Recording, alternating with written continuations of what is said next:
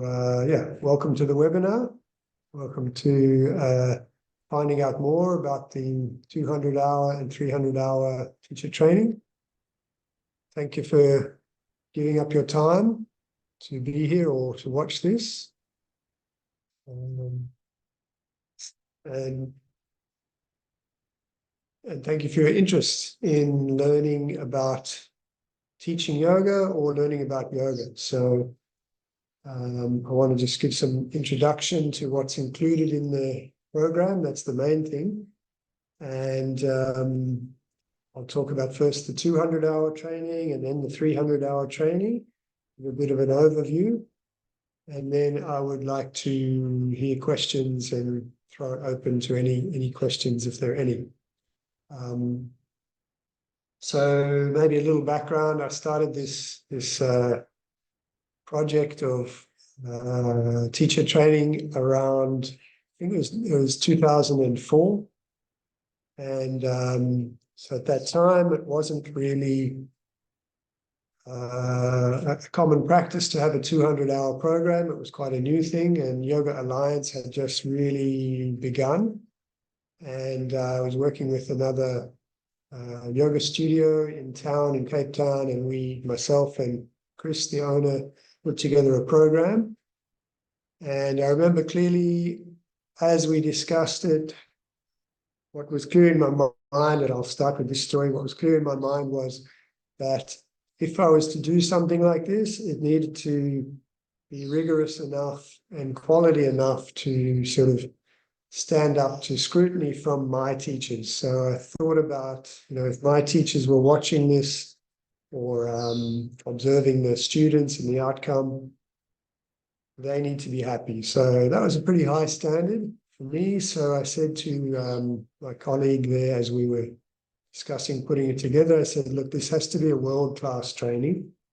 Otherwise, I'm not really interested in doing it. So I do believe we succeeded in doing that. It was an intense process. And over the years, it's evolved with me. Eventually that my colleague closed that business. So I reapplied, went through the process again with Yoga Alliance of getting the certification for my course. And yeah, that must have been 18 years ago. So it's been a beautiful process for me, for which I'm very grateful that I've had an honor to work with groups of people in this way, in quite a deep, immersive experience of going into yoga. And I've learned a lot over the years. So gradually been refining the process as we go along. Probably around 10, 12 years ago, I decided I was happy with the format and it didn't need anything more added or subtracted. So this overall structure has been fairly set.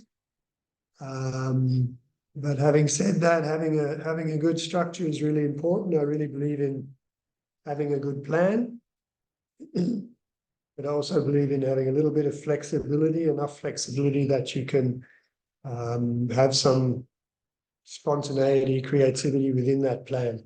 So I'd like to say this is a course that's for yoga teachers, but also for yoga practitioners. As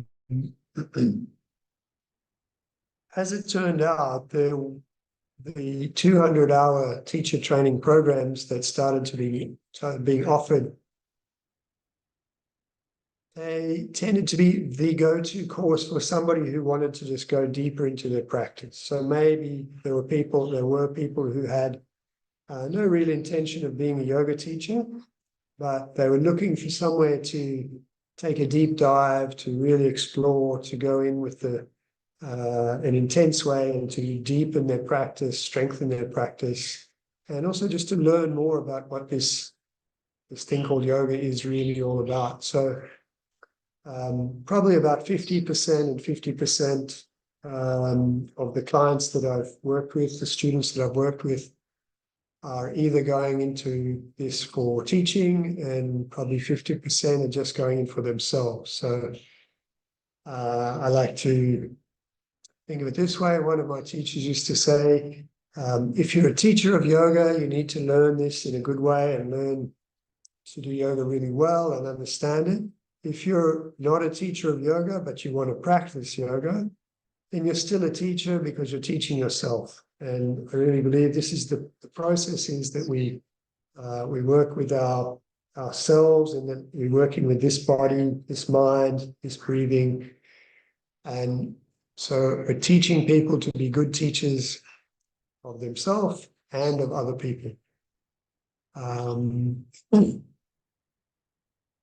So maybe I'll just go into a little bit of what's involved, what's on the sort of the topic list of teacher training. At the 200 level, we follow basically the loose guidelines given by the Yoga Alliance, so that it does fit their requirements, and it does involve a certificate. With that certificate, a person can sign themselves up to be Yoga Alliance registered, so therefore it's internationally recognized. In that, there's a big portion of yoga asana, practicing physical postures, vinyasas, movements, transitions. We get into a lot of detail with that. We go into around 50 yoga postures in great detail, so they're really well understood. We do pranayama, basics of breathing, and fundamental yoga breathing techniques. So we do asana, pranayama, we do meditation. Pretty much every morning of the course, we begin with a short meditation practice. I have a system that I use, which comes from the Himalayan yoga tradition, which is an very old ancient tradition from India. And that's a system that I've been using now for 10 years. Prior to that, I was working more with a Theravada Buddhist meditation method called Anapanasati, which just means mindfulness with breathing.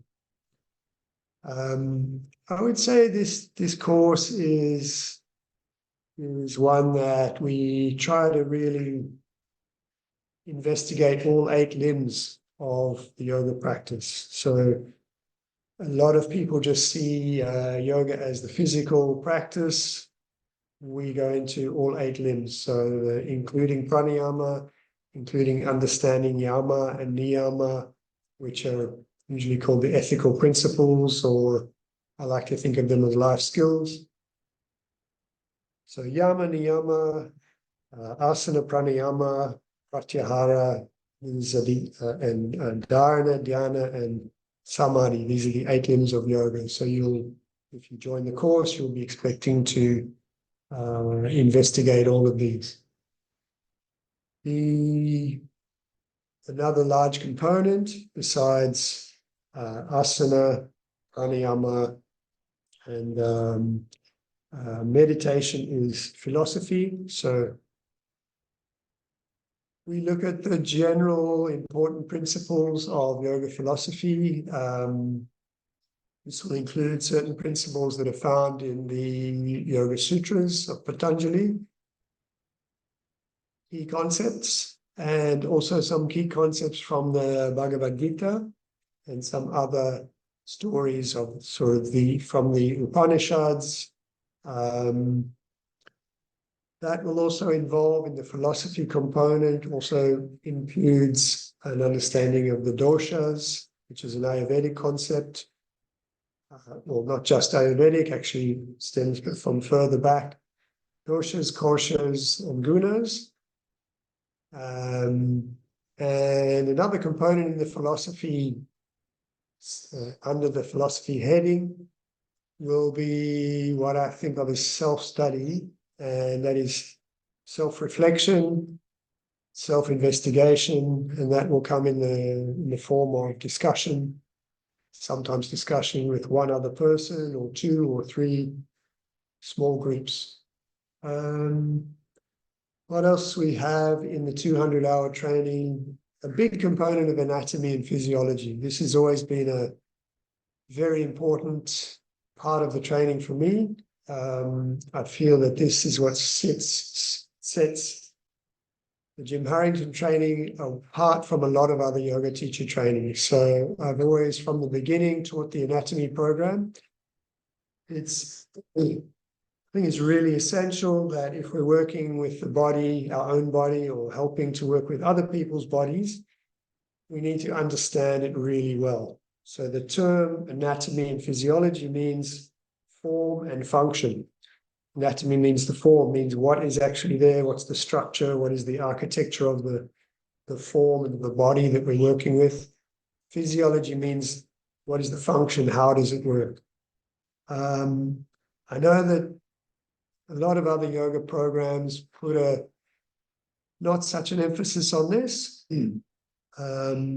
I feel it's important for safety. So it's important that we are safe when we go to work with people. We understand how the yoga postures can possibly bring injury or pain or discomfort, and how to work with that in an appropriate and effective way. So the anatomy physiology part has always been a very important part for me. So we include in that topic an exam. It's a small 1-hour exam. It creates a lot of tension, let's say, stress for some people. But the reason I like to include the anatomy exam is because it gives people a reason to study, and it gives them a focus, and then they actually put their head down and really learn. So I started that 20 years ago, having an exam. I still have the exam. Along with that, in the longer form of the training, we have a little anatomy research project. So this is, again, I think a great addition to the course. And over the years, I've had hundreds now of people write a research project. So you, as a student, you come up with your topic. It could be something that's of interest to you, or should be something that's of interest to you. I usually help the person to develop the concept and topic, and then they write something. So I have some of them to show here.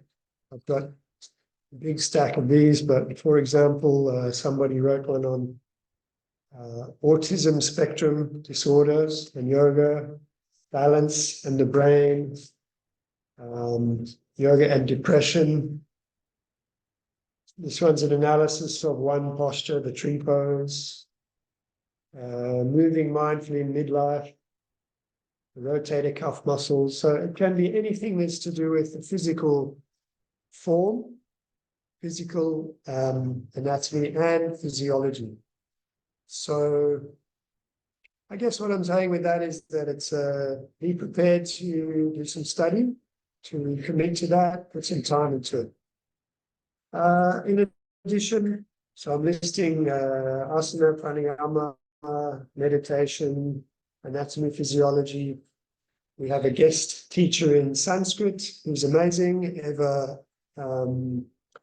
Eva Rao is an ex-lecturer at the University of Stellenbosch in linguistics. She's passionate about Sanskrit, so she teaches the basics of Sanskrit pronunciation absolutely correctly.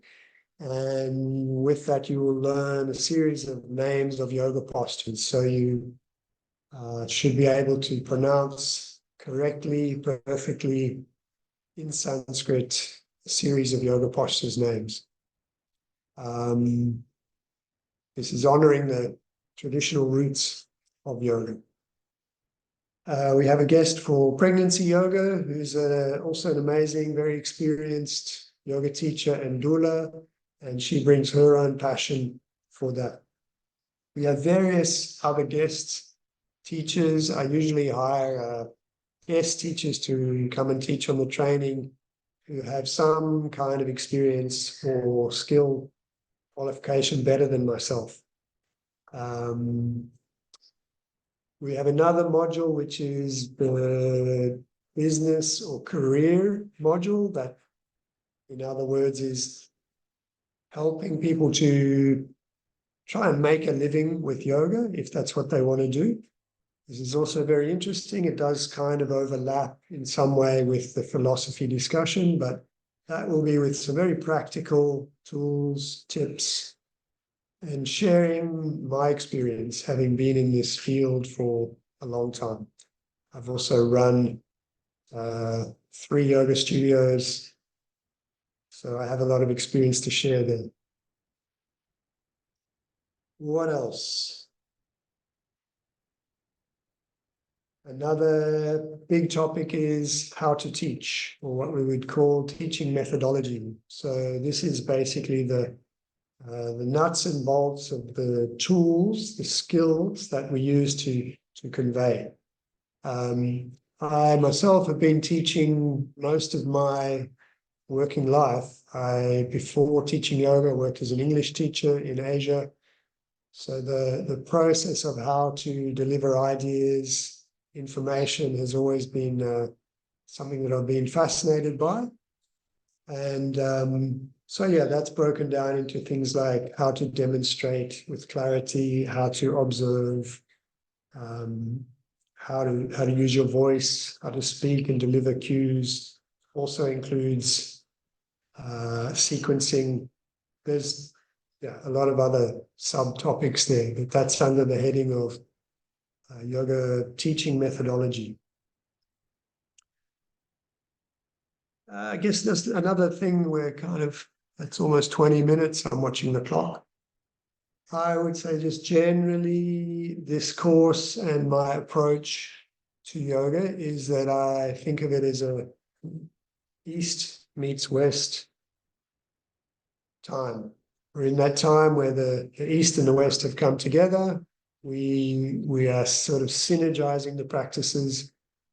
I consider myself as a modern Western person, but I also have one foot standing in the ancient traditions of yoga.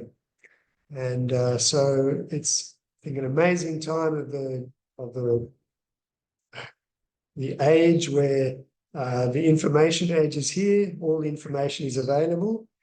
And so now it's a process of how to keep that authentic. So the question that I like to ask is, in this modern world, what is an authentic yogi or yoga practitioner, and what does that look like? And so I think it's important that we get clear on that as well. So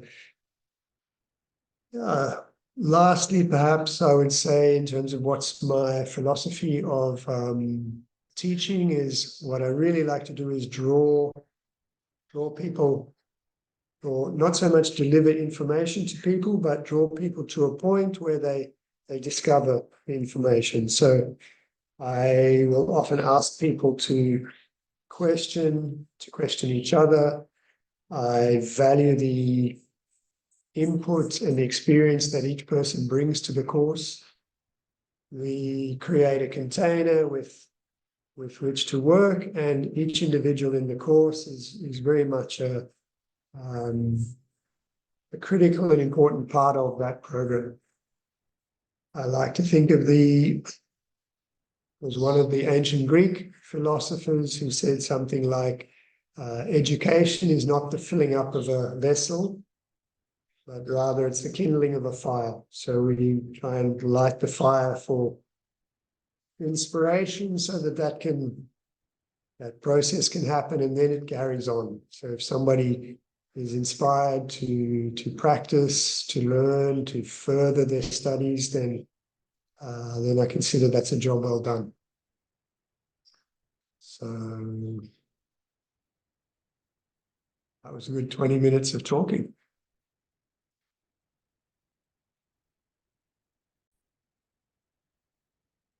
Haley, did I miss anything? Anything you want to suggest there?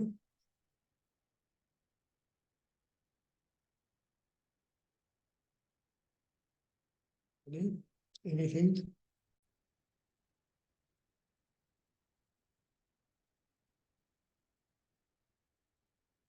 let's move along then. So And that it's part of the studio. So it takes a good introduction to the studio and see how it takes place. yeah, that's actually quite a good point. So at the moment, I'm working with I'm working with a yoga studio of my own. So this is Reunion Yoga, and we are based in this beautiful estate in Constantia, close to the Table Mountain. And so if we're running a course that's a month, the studio regular classes still run. So there's often a kind of an interaction with the regular students. And I see this as a great benefit for people who join the course, because they actually get to see how we conduct classes, and yeah, maybe get a little bit of a look behind the curtain of what's behind that as well.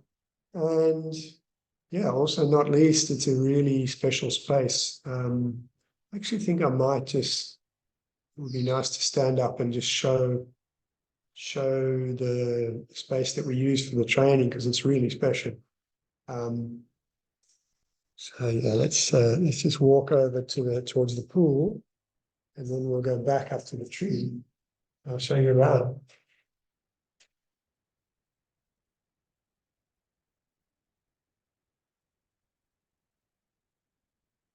So we have this lovely lawn. We can sometimes spend time out on the lawn. We have a little tea room over here where we have lunch.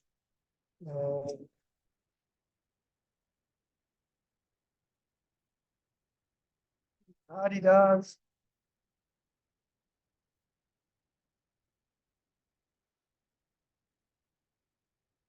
Beautiful natural swimming pool. So this is not chlorinated, not salty. It's filtered by the vegetation, and the water is beautiful. It's like a little mountain stream. And, so the benefit of having a space like this is that at lunch times or break times, we can separate, we can spread out, find a shady tree. Some people like to nap lunchtime.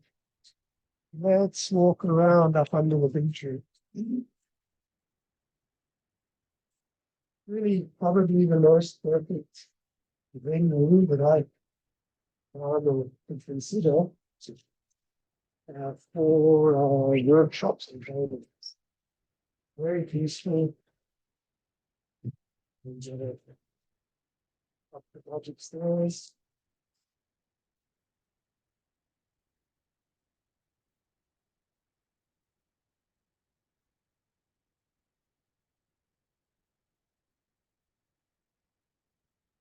Round on trees.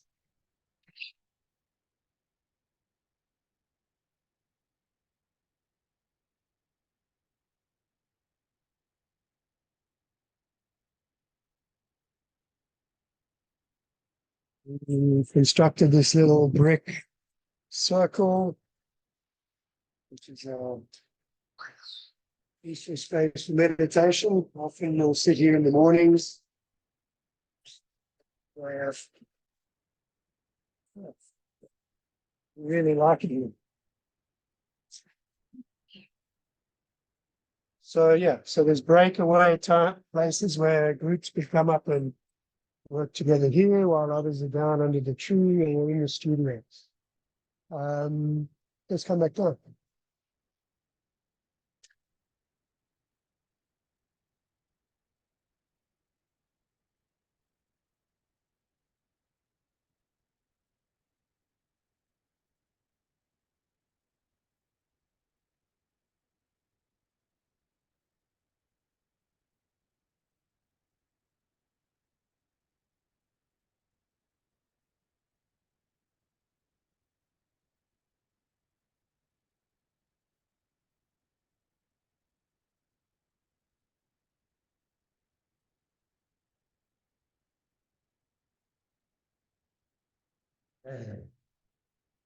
So a little look around the studio. I thought it might be worth showing you One more thing with the 200-hour training, we have a manual which is quite thick and dense. This is an older one. So each person will be given this. It has a lot of, a good portion of it is anatomy, a good portion is philosophy.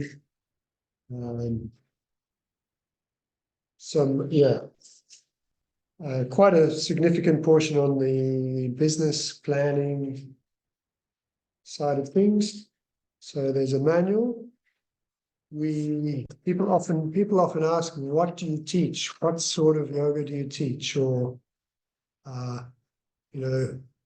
what is the yoga sequence?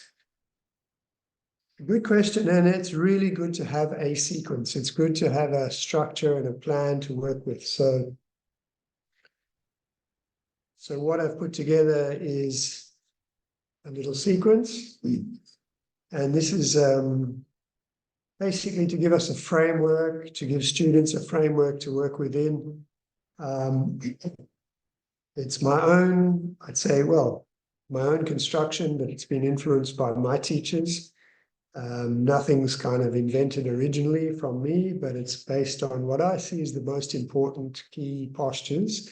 As I said, there's around 50 postures that we learn with modifications. So each of those, if you understand it well, you can apply it to someone who's a brand new beginner. You can apply it to people who have injuries, or you can up-level that posture to its sort of highest level for someone who is very physically able. What else to say? So there's a basic level of the sequence sheet, and then there's a more advanced level of the sequence sheet. Within that, there is scope to diversify, to change the sequence. But the feedback that I keep getting from people is they love the sequence. Some years later, they keep practicing it, and I get these lovely messages saying, Jim, thank you for giving me that sequence. I'm still doing it. I feel great.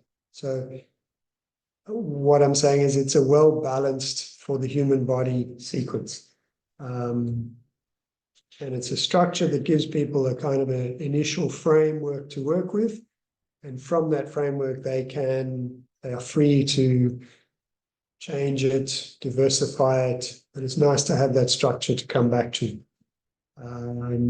It's based on my background in Ashtanga yoga and somewhat of a background in Iyengar yoga, and a lot of influence from my teachers in Sydney, Yoga Synergy, that's Simon Borg-Olivier and Bianca Matchless. So it's kind of a blend of Ashtanga primary and secondary series with a few third series postures thrown in and put together in a way that leaves the body feeling really invigorated, worked well, but in a balanced way. Okay, let's go on and talk about 300-hour training. I'll give an overview, and so the 300-hour training began around about 10 years ago, and it was based on students asking me, what's next? We've done this training, we want to up-level, and so I decided to put together the next level of the training, and I got that also accredited with Yoga Alliance. The question was, I'm just going to tell this as the story as it unfolded. The question was, what do people really need? I saw a lot of people who'd done a basic training, not just my own, but other basic trainings. And the question is, what do they need to improve themselves and their ability as teachers and as practitioners? So two things stood out. One was there seemed to be a bit of a disconnect from the traditional yoga that you find in India. Not necessarily a problem, but it was what I noticed was, there was this very traditional form and an understanding of yoga, which I really respected, and I'd learned my foundations in India in the 90s. And then there was this kind of modern Western evolution of yoga practice, which was mainly asana-based physical. So one of my thoughts at that time was I want to introduce and somehow bring that more traditional view into the Western view, or bring them together. So the idea was, well, how can I do that? The simplest way to do that would be put people on a plane, drop them into India, let them have a look. So that's what we did. So we started the one module of the advanced training as an Indian retreat, a 10-day retreat. That is still running, and we've had wonderful, amazing adventures of various kinds in mainly the Himalayan area, actually only in the Himalayan area. So the purpose of that, one of 4 modules. So there's 4 modules. I'm talking about one of them, which is aimed at the sort of roots and traditional style and approach of yoga. We'll still do asana, pranayama, meditation, but there'll be more of an emphasis on understanding history, philosophy, digging a bit deeper into that, and the cultural aspects of the origins of yoga. So with this, people come back from that trip with a much deeper roots, in a sense, and it has more of a meaning for them personally. They can bring that into their life back in their Western life, if they're from the West. Yeah, it's been some amazing experiences, and it's been a great process for a lot of people and also for myself. So that sort of the idea of blending East and West and finding a really integrous and authentic yoga for people who have developed their yoga in the West, giving it that deeper set of roots. So that's one module. The other area that I identified back then 10 years ago when I thought about what do people really need, I saw there was a lot of people practicing, teaching yoga with a little bit of a, let's say, incomplete understanding of the human body. So I thought, okay, we need to do something to strengthen that understanding. So this is anatomy physiology based. I might just also say my own background was before I was teaching yoga, I was working as a physical therapist. I'm trained as a remedial therapist and a sports therapist. So that meant working with sports people, working with a lot of posture, correcting people's, or trying to correct people's poor posture, muscle imbalances, a lot of body work with my hands. And from that, I kind of found my way into teaching them yoga because it was effective. So giving people a better understanding of how the human body really works. Understanding spinal posture is a big part. So we spend time doing posture assessments on each other, sometimes on strangers as well. And then the posture assessment will determine how we actually use yoga postures for that person. So if you have one kind of posture and another kind of posture, and they come to your class, how do you teach a class for 2 different types of bodies? That kind of thing. So this is the anatomy-based module. We still do asana, a higher level of asana. We still do pranayama. We still do meditation. There'll be a little bit of discussion and philosophy as well. But the main sort of purpose of that module is to get into the learning of understanding the body. So that's 2 modules. The third module is teaching techniques. And this is, yeah, basically the skills of a teacher. This includes how to use your voice. We dig into a bit more of how to use specific instructions, what makes a good instruction, how to use your actual tone of your voice, things like intonation, modulating, projecting. We also working on, again, how to teach group classes comparing to how to teach one-on-one individual students. Dig into that quite a bit. And then just, yeah, basically going through skills and drills, sequencing work, demonstrating work, various other sort of tools and tricks of the trade. So that's the third module. It also includes deeper asana work, deeper pranayama work, deeper meditation work, and those skills. Then the fourth module of the advanced 300-hour training.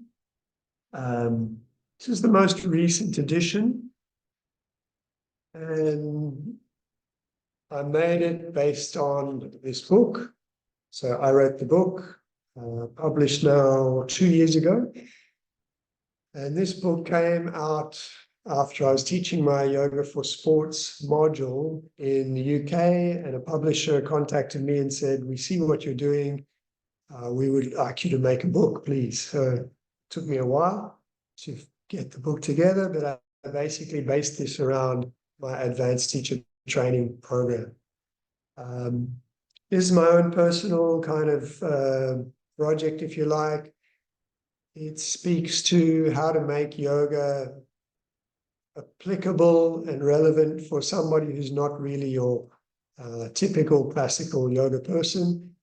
And it can be so useful for people who are focused on athletics or sports.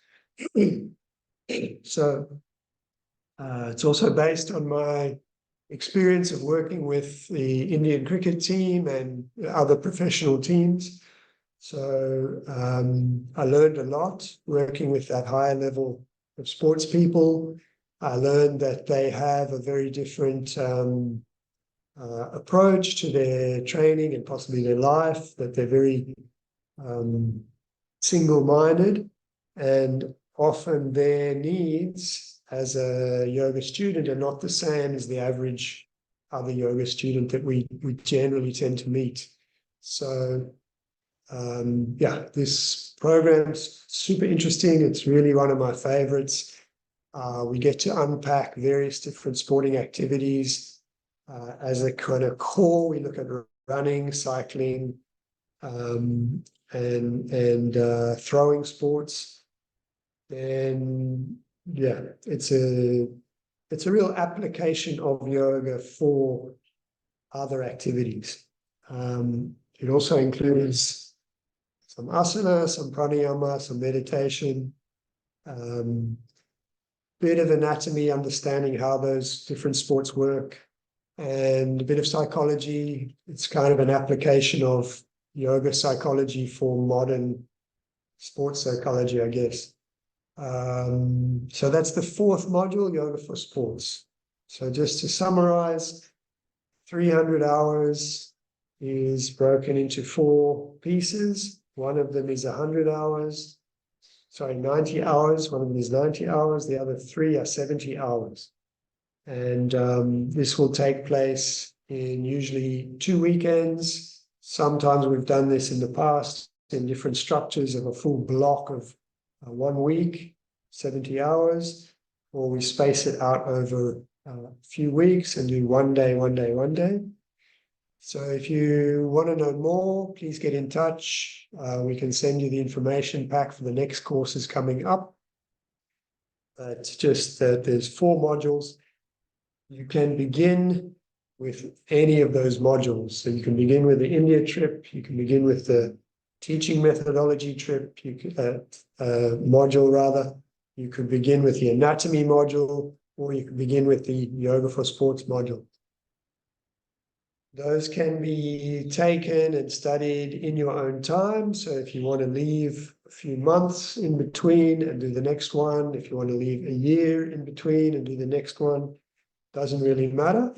But if you collect the 4 modules, that's 300 hours. So we can give you a certificate for the 300-hour course.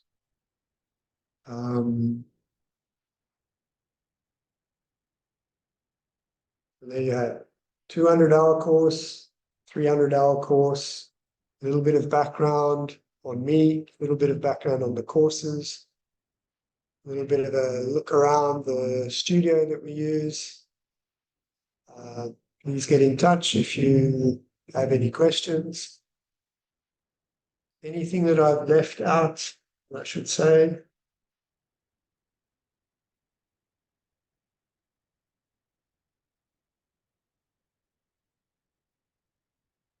So I guess we'll conclude it there.